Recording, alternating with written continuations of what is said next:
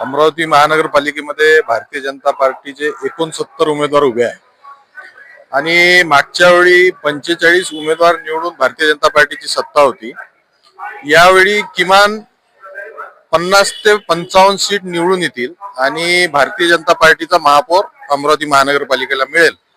आणि ज्या पद्धतीने मागच्या वेळी भारतीय जनता पार्टीने विकासाची कामे केली त्याच पद्धतीने यावेळी सुद्धा पण विकासाची कामे जोरात महानगरपालिकेमध्ये भारतीय जनता पार्टीच्या माध्यमातून होणार। भारतीय जनता पार्टी ही स्वतंत्र लढत आहे आणि जेही काही भारतीय जनता पार्टीचे उमेदवार आहे ते सर्व उमेदवार स्वतंत्र आहे। युवा स्वाभिमानी ही स्वतंत्र लढून राहिलेली आहे आणि सध्या कुठल्याच पक्षाची युती नाही आहे, परंतु भारतीय जनता पार्टीचे 50 पेक्षा जास्त सीटा येऊन भारतीय जनता पार्टी महानगरपालिकेमध्ये सत्ता स्थापन करेल। नाही, काही संभ्रम नाही आहे। जे कमळावरती उभे आहे हे सर्व भारतीय जनता पार्टीचे हिंदुत्ववादी उमेदवार आहे आणि ते निश्चितच कमळावरती सर्व उमेदवार निवडून येतील।